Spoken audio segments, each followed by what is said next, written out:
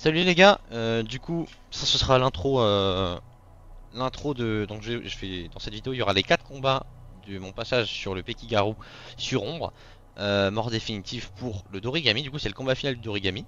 Je vais expliquer vite fait le tenant aboutissant des combats et aussi le fait que là on est dans un type de combat précis. Par exemple pareil pour Gain pour le enfin, Echo pour le combat du Office des Veilleurs. On est sur un type de combat où la classe est assez déterminante. Alors ça fait pas tout, d'accord, le stuff aussi, l'optimisation aussi, et la connaissance évidemment, mais la classe va jouer un rôle quand même déterminant. Bon, le FK le prenez pas, il est pas dans l'équipe, hein.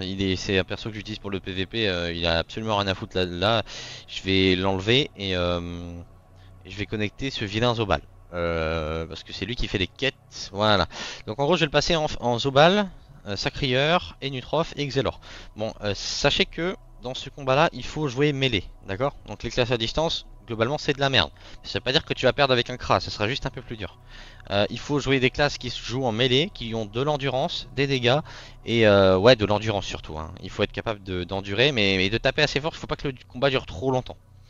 Donc voilà, donc sachez que toutes les classes de mêlée qui tapent et qui endurent vont être avantagées. Là typiquement dans cette compo, j'ai Sacrifier Zobal, ça va être assez facile pour eux, je vous le dis tout de suite. Et Nutrof ça va être un peu plus dur parce qu'Enutrof ça fait très peu de dégâts. Mais par contre il y a quand même du soin, il y a quand même des trucs pour se protéger, pour se soigner sur Nutrof, c'est cool. Mais tu peux le jouer corps à corps. Et Xelor ça tape plutôt fort comme classe. Mais il y a très peu de moyens de se régénérer, il y en a qu'un seul en fait, hein, littéralement c'est l'horloge et ça pue sa mère, c'est 5 PA. Donc Xelor c'est une classe de merde. En plus de ça, il n'y a pas de moyen de se protéger avec Xelor, tu as qu'un seul sort, c'est conservation. Et c'est un sort de merde, pareil. Et on joue même pas le sort, on joue la variante en général. Donc du coup Xelor c'est chiant. Donc c'est bien parce que ça va montrer des cas de figure où c'est facile entre guillemets, avec un Sacri, avec un Zobal. Et ça va montrer des cas de figure où c'est censé être plus dur avec Xelor par exemple. Donc voilà, pour ce qui est du combat du coup, on affronte du coup le Pekigaru. On a un sort spécial pour ce combat du coup, uniquement pour ce combat, qui sera ajouté, qui permettra de délock le Pekigaru. Le Pekigaru est dans l'état invulnérable. Il a deux phases. Il a la phase 1 où il a 10 PM et il va être invisible. Il va vous courir dessus comme un dindon. Donc c'est très important au début du combat d'être à peu près 10 cases de lui, dans le but de le trouver. Parce que si jamais vous le trouvez pas, ça peut être très vite chiant. D'accord. Comme l'ancien Pekigaru, on ne le trouvait pas, c'était une plaie. Là, il sachait que les sorts pour le trouver à l'aide genre perception et café, tout ça, ça ne marche pas, hein. On est tous à armes égales à ce niveau-là. Pour le trouver, il n'y a qu'un seul moyen, c'est d'utiliser le sort qu'on va avoir dans le combat qui s'appellera Flamme du Kitsunebi. Donc, ce sort-là, ça va invoquer une flamme qui, dans une zone de 2 cases, va révéler le Pekigaru, définitivement du coup, et lui enlever son état invulnérable. À ce moment-là, on va pouvoir le taper. Voilà. On va pouvoir le cogner à ce moment-là, parce que quand il est invisible, il prend pas de dégâts, hein, du coup, hein. Donc il faut le révéler. Et à ce moment-là, on va pouvoir le taper. Lorsqu'il tombe en dessous de la midlife, il va passer en phase 2, et là il va commencer à frapper très fort. À ce moment-là, il faudra faire un espèce de speedrun pour essayer de le terminer le plus vite possible. Parce que c'est un 1v1, hein, littéralement, et globalement, il est plus fort que vous. Il a plus de PV, il tape plus fort et tout. Sauf que on a la flamme du Kitsunebi qui lui fait passer son tour. On peut la lancer une fois tous les 2 tours. Donc ça lui fait corrupt son tour, un tour sur 2, c'est quand même très très fort. Donc ça facilite le 1v1. Le Peki tape en air un petit peu, mais on s'en fout. Et il tape en air et en feu dans sa phase 2, du coup, quand il est en, en mode énervé. Mais ça tape pas très fort. Par contre, principalement, il tape en terre. Voilà. Bon, il a une attirance aussi au corps à corps qui te permet d'attirer, mais ça, on s'en fout. De toute façon, quand vous serez au corps à corps avec lui, vous ferez pas la différence. Il peut la faire uniquement quand il est en phase 1. Ça tape en feu, mais il tape très très faible. Par contre, il tape en fort. Et en force, il tape fort. C'est déjà bien plus. Et surtout, et ça qui est important, il stack à l'infini des dégâts. Ça veut dire que c'est pas des buffs, c'est-à-dire quoi? C'est-à-dire qu'à chaque fois qu'il va vous taper en état petit, donc en phase 1, au début du combat, il va stacker de la force à l'infini. Et ça, c'est très dangereux. Parce que quand il sera en phase 2, il va pas pouvoir il va pas pouvoir euh, stacker de la force. Il ne pourra plus le faire. Par contre, il va taper beaucoup plus fort. 2 fois plus fort presque à peu près.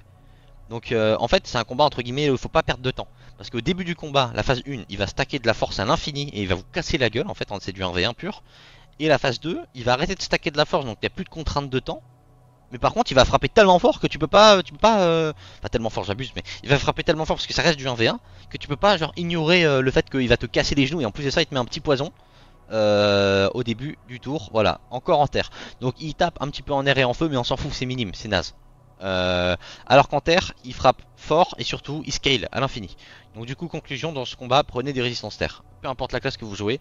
Je l'ai déjà passé avec un Kras combat, donc sur ombre. Hein. Donc pour vous dire, c'est pas un souci. Ça se fait largement même avec des classes de mêlée. C'est juste beaucoup plus facile avec des classes de corps à corps, évidemment. Les classes de distance sont un peu désavantagées, mais elles s'en sortiront quand même. Donc là, en l'occurrence, pour le stuff, j'ai un stuff de merde. Hein. Déjà, je joue Piloster sur un Sacré-Cœur, c'est une honte, tu vois. Mais bon, je le prends uniquement parce qu'il y a un exopère.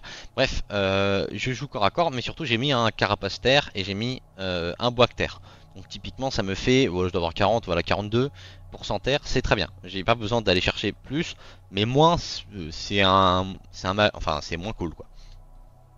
Vous pouvez même faire les énormes rapaces et jouer avec un bouclier résistance mêlée bon, moi c'est pas le cas parce que je vais quand même taper, parce qu'il faut pas oublier que le but c'est quand même de le buter et vous devez tomber tous ces PV tout seul.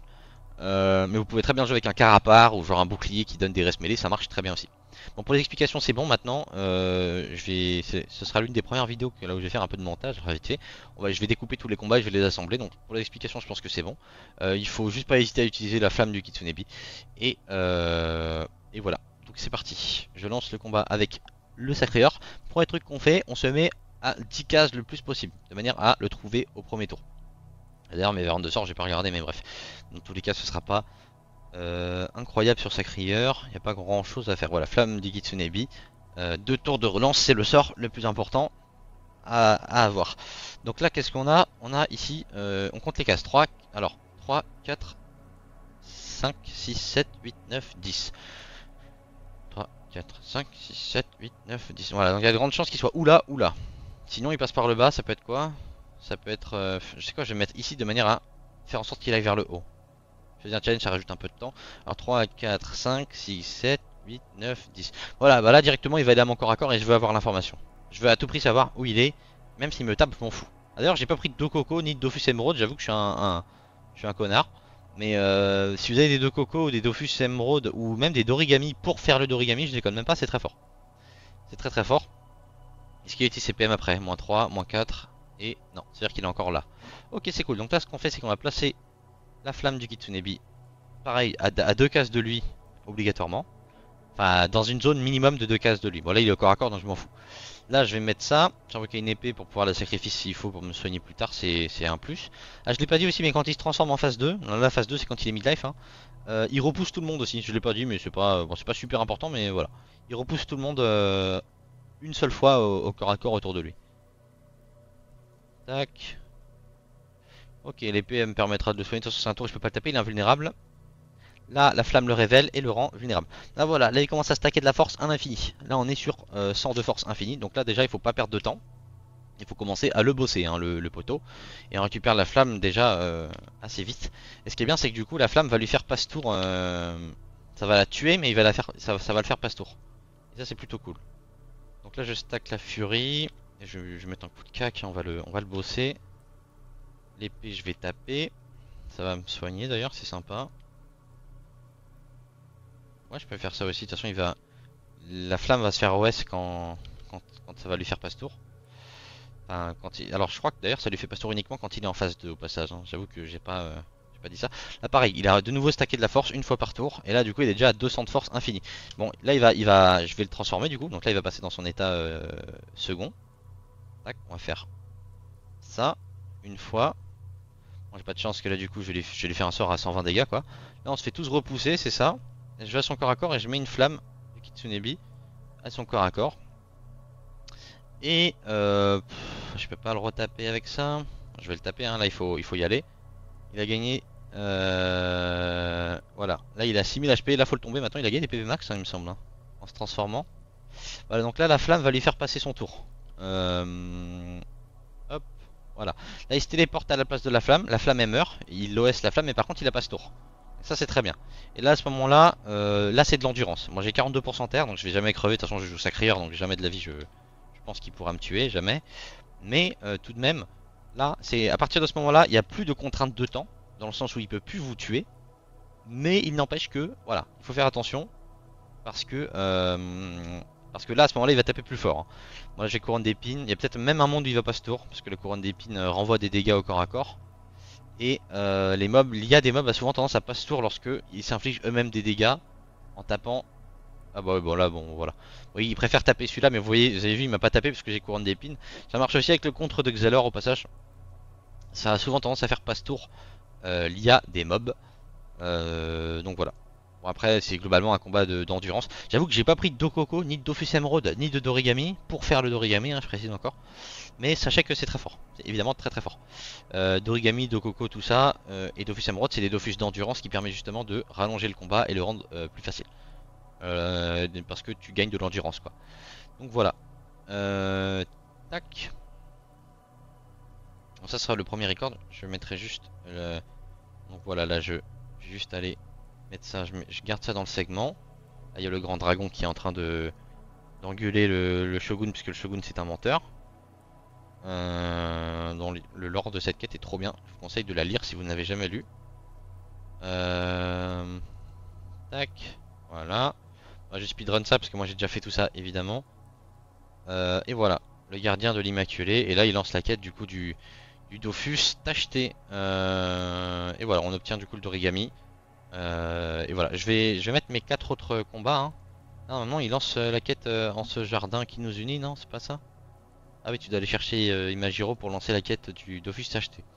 Bref, je vais cut ce premier record là et je vais du coup monter les autres combats et les associer à ce record là. Voilà, tout de suite. Bon, du coup, pour la suite, alors, je vais juste changer quelques variantes de sorts. Là, je me retrouve avec le Zobal, pareil. Hein.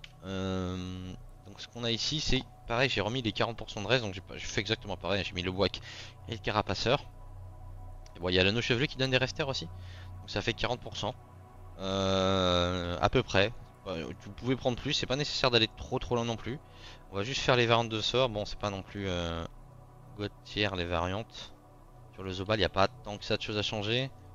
Je pourrais jouer Transfiguration, mais bon, c'est plus un sort de team, donc on va garder Carnavalo.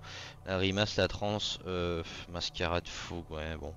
C'est pas Fougue à la limite pour la sustain, plutôt que Mascarade. Je peux faire ça, mais de toute façon, ouais, vas-y, je Fougue, mais de toute façon, je pense que je l'utiliserai pas globalement. Ouais, de toute façon, dans tous les cas, je l'utiliserai pas, je pense. Parce que je vais juste taper et me protéger. Hein. Si je commence à investir des PA pour faire autre chose, je suis pas sûr que je m'en sortirai. Alors, bon, ouais, avec Zobal, je suis un menteur. Hein. Zobal, je pense vraiment que je vais gagner tous les jours. C'est plus les autres classes qui pourraient être plus compliquées. Mais de manière générale, c'est un conseil que je donne. Investissez des PA dans le combat uniquement pour taper ou pour vous préparer à taper. Ou alors pour vous protéger. Mais jamais à faire autre chose. Là, tu vois, le sort pour empêcher le mec de se soigner avec fougue, c'est sympa. Hein. Tu vas me dire, ouais, c'est comme si tu l'avais tapé parce qu'il prendra pas la sustain. Mais c'est 2 PA. Tu vois, avec 2 PA, tu peux faire autre chose, faut pas déconner non plus. J'ai joué appui, ça coûte que 3 PA, ça fait des bons dégâts avec Furia. Tiens, avant il y avait que 3 lignes de dégâts sur appui. Bref, le seul truc qui est chiant avec appui, c'est que ça fait des dégâts à distance, donc tu profites pas du masque du psychopathe. Parce que ça recule d'abord de 3 cases et après ça tape. Bref, plastron c'est bon, infatigable. Infatigable over intrépide. Ouais, y a moyen. Hein.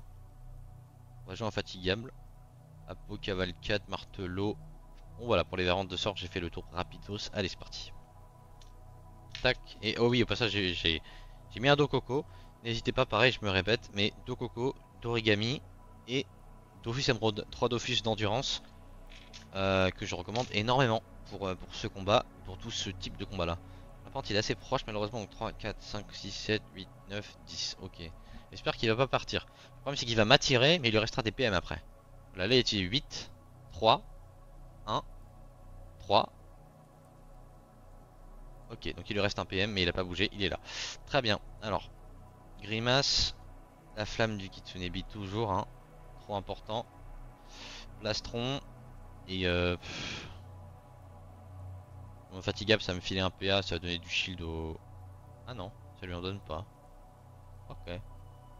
Tac, je vais juste psychopathe ici. Et la grimace, je vais partir parce que justement j'ai pas envie qu'il aille. Ah, mais il va peut-être aller la taper là, ça le problème aussi. Ah, j'avoue que c'est pas bien joué ça. Il y a un monde où il va aller taper la grimace. Non, c'est bon, ok. Faut juste pas que j'aille trop. Faut juste pas que je crée des événements entre guillemets un peu imprévus. Tac, donc là on peut le full bosser. Je vais garder Carnavalo plutôt que de le faire pour quand je vais perdre Plastron.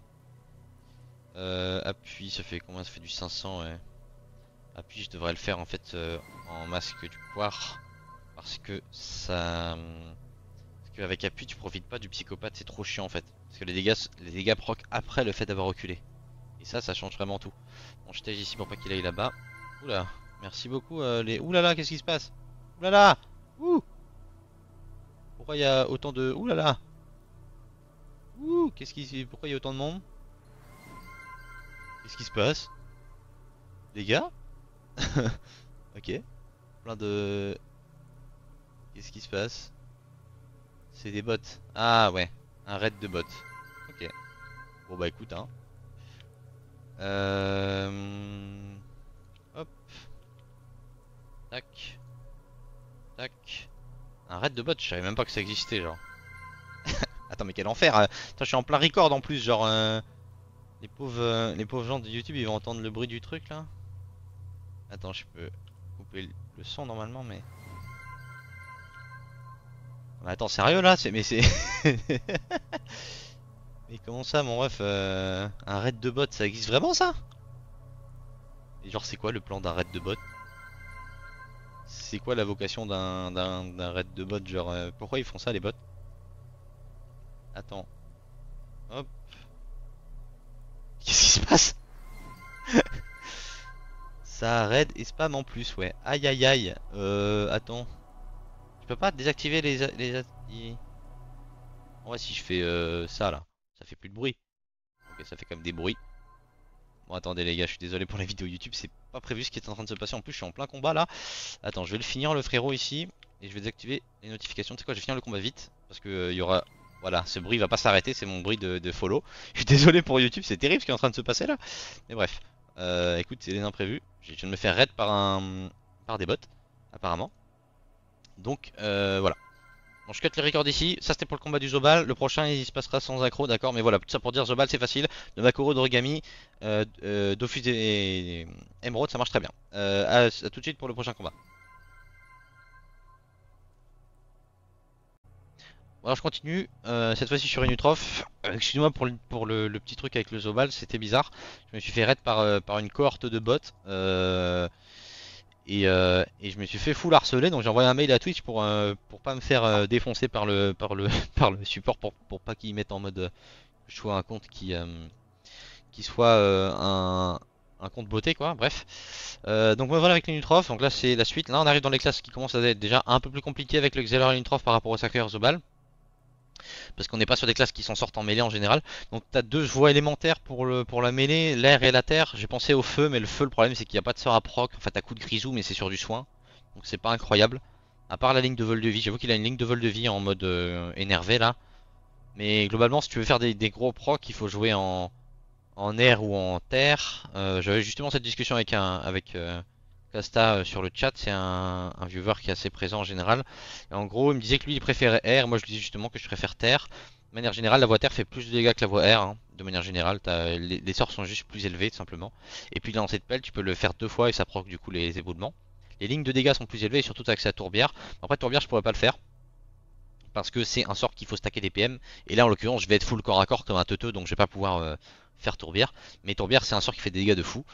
Mais voilà, il m'a dit, il a raison pour le coup, la voie R tu as accès à opportunité, ça s'étend pas. C'est vraiment la raison pour laquelle la voie R est cool, c'est que tu as opportunité qui te donne un peu de puissance. Mais bon, c'est pas non plus si broken que ça pour le coup. D'ailleurs, je vais jouer Pelle de Fortune, ça va me donner de la puissance. Vu qu'en fait, le tour 1, je me rends compte que le tour 1, je tape pas. Donc, je vais juste jouer Pelle de Fortune mal animé. On va juste faire les ventes de sort vite fait. Je pense que je suis bon. Boîte de Pandore, j'ai pas besoin de la boîte à outils. La chance, décadence, tout ça, c'est bon. Tiens, je vais mettre une petite bêche animée, ça va faire plaisir. Je pense qu'on est bon. Du coup, j'ai choisi la voie terre parce que la voie terre, il y a plus de res aussi. Il y a des res en air et des res un peu partout. Même si, bon, moi j'ai dopé pour avoir des res en terre, j'ai mis le même stuff, hein. J'ai pris un dos coco aussi, parce que, bon, voilà, quand il y a une Utrof, ça n'a pas beaucoup de soins non plus, pareil. Voilà, il y a le sac animé, j'ai pris un peu de régène dans les spells. Bon, ça, on s'en fiche en vrai. Le debuff ou la pesanteur, c'est pas très grave. Dans tous les cas, on va juste bosser au corps à corps. C'est parti, alors tac, on y va. Bon là par contre là il est vraiment full corps à corps, donc il y a un monde où il va tenter de s'échapper. Et ça c'est un monde qui est un peu flippant. Parce que parfois avec son IA il peut faire n'importe quoi, il peut très bien essayer de me taper et partir, et là je le trouve pas quoi. Et à ce moment là, bah là le combat il peut être compromis très vite, hein. C'est un peu le danger quoi. Mais bon normalement avec son IA agressive, il devrait pas le faire. Pourquoi il est pas invisible là? Qu'est-ce qui s'est passé? Pourquoi? Et là il y a un bug, là tu vois là il y a un bug, là c'est pas normal. Là normalement, mais et là il y a un bug là, littéralement, genre pourquoi est-ce qu'il est pas invisible? Normalement il est censé être invisible le poteau là. Normalement il est censé être invisible au tour 1 genre. Je pense. Ah mais non c'est pas un bug, c'est parce que j'étais à. Il se met invisible quand tu commences le combat loin, c'est vrai, j'ai oublié. Non, non, c'est pas un bug. Il se met invisible quand il commence le combat loin des adversaires. Et là, en l'occurrence, bah, il était assez près. D'accord, ok. Alors, tac. J'aurais pu me mettre un petit sac, ouais. J'ai pas chance, mais je préfère garder chance si jamais j'ai besoin de faire corruption en fait. C'est pour ça que je chance pas tout de suite. Que je vais être taclé de toute façon. Hop, la flamme qui va le mettre. Ah ouais!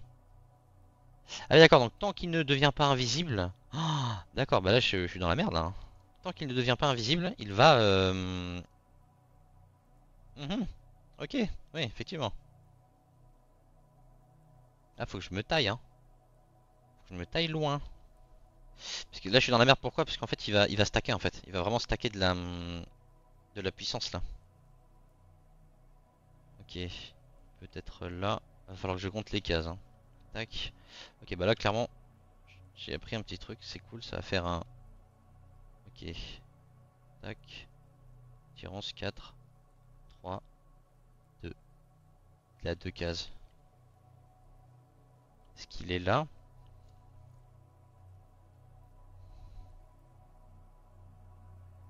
Est-ce qu'il est là? Ouais, il est là. Parfait. J'ai bien compté. Bah, typiquement, voilà, ouais, ça vous fera un bon combat. Combat dans lequel je fais n'importe quoi globalement. Parce qu'il y a plein de trucs qui se passent que j'avais juste pas prévu. Et du coup, c'est bien. Ça va donner une situation plus compliquée. Parce que là, en vrai, il commence le combat gratuitement avec 300 de force. Littéralement, et il en aura plus parce qu'il va me taper là. Là, littéralement, j'ai vraiment très mal joué.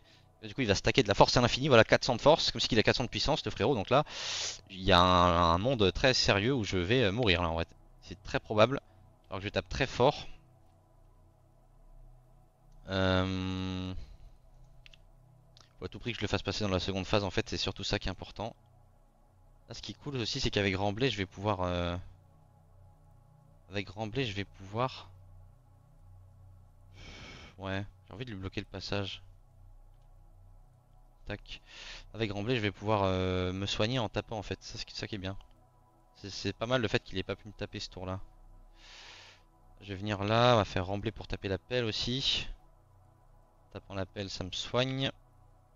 Alors, lancer de pelle. Hop. Là, je vais le transformer volontairement alors que j'aurais pu le laisser là comme ça. Et je vais Ah bah ouais, bon, faut que m'appelle le fasse, mais elle devrait le faire. Parce qu'en fait, voilà. Bon là, je vais prendre des. J'ai pris 500 de poux. Oh frère, le combat est.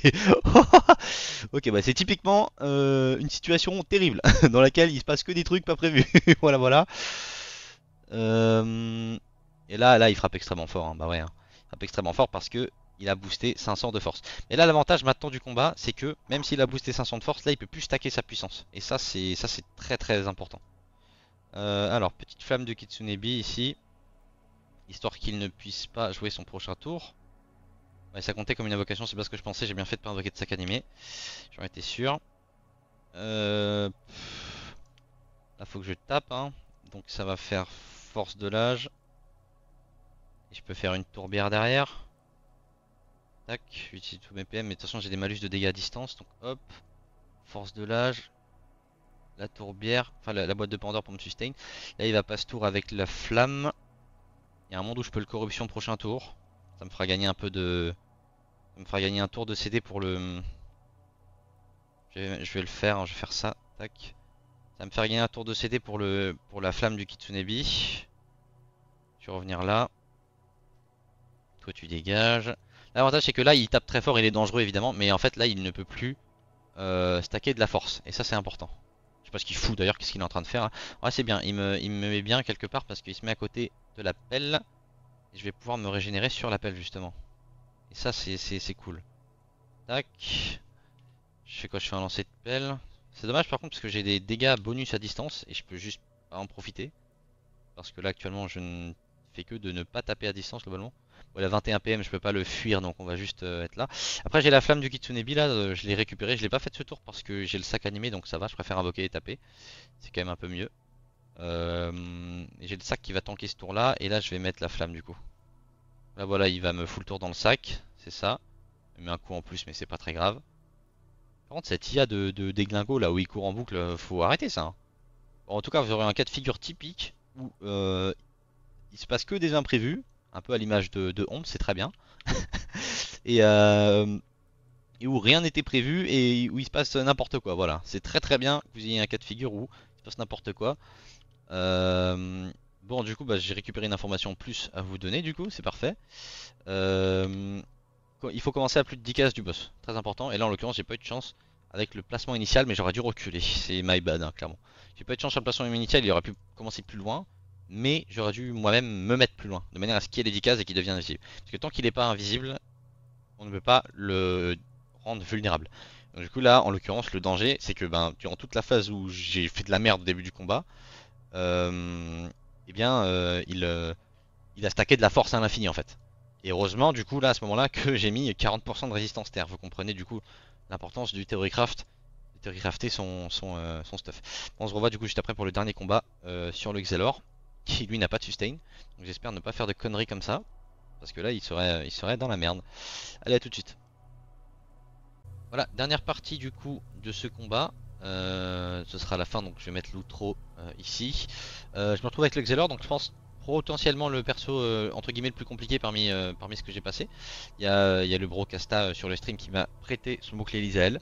Parce que j'en avais pas et j'ai que des trucs qui sont moins bien. Enfin, j'ai un Amakna qui est moins bien. Évidemment, si je meurs, je lui payerai, hein, évidemment. Elle me l'a prêté pour le combat. En gros, du coup, c'est le plus compliqué parce que Sacrier c'était facile, Zobal c'était facile. Et Nutrov, bon bah j'ai fait de la merde, il s'est passé des trucs imprévus, mais globalement, bah il y a de la sustain, il y a corruption, il y a pas mal de choses sur Enutrov, hein. Mais Xelor, du coup, Xelor n'a que 3 sorts entre guillemets de protection et entre gros guillemets, hein, pour permettre d'endurer un peu plus sur la longueur un combat. On a Horloge qui est le seul sort de vol de vie. Et c'est de la merde parce que ça coûte 5 PA. Bon, après, on gagne un PA dans un tour, c'est le côté positif. Entre guillemets, l'efficiency du sort c'est 4 PA parce que tu gagnes 1 le tour d'après. Mais dans tous les cas, ça coûte 5 à utiliser et ça te consomme tout ton tour parce que si tu le fais 2 fois, voilà. Après, ça reste du vol de vie. Bon, le retrépé, on s'en fout, ça sera pas très efficiency dans ce combat. Un autre sort de protection qu'on a, c'est ou contre ou bouclier temporel. Ça peut entre guillemets t'aider à moins prendre de dégâts, mais c'est de la théorie, hein. En pratique c'est pas souvent comme ça, bouclier temporel. Et contre du coup, bah contre ça peut dissuader le mob de taper et s'il me tape il prendra des dégâts, donc ça c'est cool. Dernier sort de protection c'est conservation mais c'est un sort de merde. Voilà, ça réduit les dommages finaux du boss, enfin de l'ennemi, ça c'est cool. Mais le tour d'après il subit moins de dégâts, donc c'est chiant. Et à l'inverse ça fait pareil pour moi, hein. Sur un allié, ben voilà, moi ça va faire l'effet inverse. Genre en gros je vais réduire les dégâts tout de suite, ça c'est cool. Mais le tour d'après je vais infliger moins de dégâts. Donc dans tous les cas en fait c'est chiant. Il y a toujours une contrepartie en fait. L'ennemi il tank davantage ou toi tu infliges moins de dégâts. Alors que flou dans tous les cas ça donnera 2 P à flat le tour d'après et ça c'est cool quoi. Donc voilà, globalement Xelor a aucun moyen de survivre, hein. C'est pour ça que c'est une classe qui est assez faible et heureusement il lui faut des faiblesses. Après le problème c'est que la classe est déjà hyper soumise à la pesanteur. Mais ça c'est un autre débat. Bon pareil j'ai remis les 40% de res. Ah j'avais dit que je jouerais Dofus Emerald. Oh c'est vrai ça. Ça c'est très réel, Dofus Emerald est tellement meilleur que le Dokoko. Enfin Dokoko non c'est bien aussi, hein. C'est quoi, je vais chercher le Dofus Emerald. Hop. Quitte à perdre un peu de dégâts. Tu sais quoi, je vais même enlever mon nomade. Sans déconner. Je vais jouer avec 5 PM. Je n'ai pas besoin, j'ai absolument pas besoin de jouer avec de jouer avec mon nomade vu que je vais passer mon temps au corps à corps. Donc j'enlève le nomade et je vais ajouter un petit Dofus Emerald. J'aurais pu même mettre un Dorigami avec, mais là ce serait un peu abusé je trouve. J'ai déjà Dokoko et Emerald, ça va me donner de l'endurance, de la résilience. Et c'est très bien. Allez c'est parti pour le combat. Tac, tenir la flamme, on y va. Je vais mettre le sort à jour. Donc là du coup en fait là je pense que je suis baisé par rapport à ce qui s'est passé avec les Nutrof. Là dans tous les cas je pense que je vais... Enfin il y a plus de 10 cases quoi. 3, 4, 5, 6, 7, 8, 9. Ouais donc il va pas devenir invisible je pense, hein. Je pense qu'il va pas devenir invisible et donc du coup je vais devoir encore une fois aller sur de l'endurance. Sauf que les Nutrof est beaucoup plus fort à ce niveau là quoi. Juste parce que j'ai pas de chance par rapport au spawn du start du combat quoi. Ça par contre si c'est vraiment le cas c'est chiant quoi. Là il devient invisible mais uniquement voilà si l'ennemi est à voilà cercle de distance 9 PO. Donc il faut que l'ennemi soit à plus de 9 PO. Affecte uniquement les joueurs et les ennemis de l'entité, voilà. Le problème c'est que bah, moi je suis à pas de 9, je suis à pas de 9 cases là en fait, en 3, 4, 5, 6, 7, 8, 9. Bah, je suis à 9 piles donc c'est pas assez normalement. Ok, c'est pile poil assez, j'ai de la chance. Ok, c'était effectivement pile poil assez. Bon, c'est bien. Je suis à la case précise, ça fait plaisir. Il aurait pu être plus loin quand même. Donc là, on va faire ça. Je vais terminer à son corps à corps pour avoir le proc du Dofus Emerald même en étant invisible. Est-ce que je contre? Non, pas tout de suite. On va pas contre tout de suite. Juste taquer des PA, donc je vais Prémo. Et je vais changer de place avec lui, il sera là. Donc je vais mettre mon complice ici. Pour lui mettre une frappe une fois et stacker le... Hop, merde, j'ai pas eu le temps, bon c'est pas grave. Stacker le... La pétrification. Alors, hop. Là je vais faire double pétrification. Pour charger le sort. Tout assez cher. Une frappe de Xelor. Hop, une gelure c'est gratos. Et horloge. Et horloge du coup qui va me régénérer. En plus ça charge le glace, c'est cool. Et encore une fois le Dofus Emerald ici qui va carry, le proc d'Okoko qui régénère. Il continue de charger sa force, mais là maintenant ce qui compte pour moi c'est de le taper vite. Donc je vais mettre la synchro. Je vais faire gelure, ça le mettre dans le Tedafrag, voilà. Je vais remettre double pétrification pour continuer de charger le sort. Parce que ça coûte vraiment 2 PA à la fin et ça c'est vraiment très fort. Le fait que ça coûte que 2 malheureux PA. Et glace ça fait toujours énorme, c'est de la merde. Vu que je suis pas multi. Voilà, là il se transforme. Je peux pas le fuir et malheureusement je peux pas les terminer au corps à corps, il me manque un PM. Le nomade quoi en l'occurrence. Donc là je vais essayer de venir ici en espérant qu'il se mette là pour faire une frappe de Xelor. Non, ok, il s'est mis dans l'autre sens malheureusement. Tant pis, c'est pas très grave. Mais ça fait quand même un peu chier. Bon, dans tous les cas je vais venir là, on va faire gelure. Je vais refaire pétrification parce que ça coûte vraiment pas de PA. On s'est chargé, là ça coûte 3 et là ça coûte 2, voilà. On a des sorts qui font quand même des bons dégâts pour très peu de PA. Là je peux horloge. Ça va me donner du vol de vie. Je me soigne de 400. J'ai toujours pas fait contre en vrai, mais je préfère taper. Hein. J'ai le proc du Dofus Emerald derrière. Il y a le Dokoko qui va revenir. Voilà, je pense que ça s'annonce quand même assez bien. C'est vrai que le fait que horloge retire l'état téléfrag pour la pétrification, c'est quand même un peu chiant. Mais bon, ça c'est une autre histoire. Je vais mettre la flamme du coup. La flamme du Kitsunebi ici. Tu peux de nouveau gelure pour le remettre en arrière et mettre un téléfrag. On va restacker ça. La pétrification ici, 2 fois. Je vais contre pour pas consommer le téléfrag pour le prochain tour. Et rouage. Ça me donnait un PA de plus. Là il va pas se tour à cause de la flamme. Pas hésiter à abuser de la flamme. Là du coup je peux refaire double pétrif. Nickel. J'ai pas besoin d'horloge en vrai parce que je suis déjà full life. On va faire ça. Double ralentissement. Continue de taper mais avec le Dofus Emerald, voilà. Faut pas hésiter à abuser des classes d'endurance. Et si vous en avez pas, n'hésitez pas à vous doper en résistance terre. Jouez Dofus Emerald et Dokoko si vous avez. Et d'origami aussi, d'origami qui est très fort pour faire le d'origami hein, paradoxalement. Et une fois que vous avez ça, vous êtes bon. Et globalement le combat devrait pas trop être compliqué. Voilà, j'ai passé les 4. Faudra juste que je réorganise ça au montage parce que j'ai toujours pas fait de montage. Mais là techniquement vous aurez les 4 passages et le Xelor sera le dernier. Cerker sera le premier normalement si j'ai bien fait mon travail avec Meliodas. Je mets juste ça ici. Tac. Mais normalement je vais essayer de faire ça tout seul. Je vais pas emmerder Melio mon modérateur parce qu'il fait déjà beaucoup pour moi. Tac, voilà, je récupère juste ça. Voilà, le gardien immaculé, donc c'est fini. La suite des opérations, les gars, ce sera probablement Veilleur, Abyssal, Nébuleux, Émeraude, Pourpre, Turquoise ou Tacheté. Parce que maintenant que j'ai Domarakuro et Dorigami, il y a un angle Tacheté. Même si Tacheté c'est plutôt dur. Mais voilà, on va voir ça en live tranquillement avec les gars. Merci d'avoir regardé les gars, n'hésitez pas à vous abonner, like, tous ces trucs là sur la vidéo, ça fait plaisir. Évidemment, ça soutient la chaîne. N'hésitez pas à passer sur le live, tous les liens sont en description.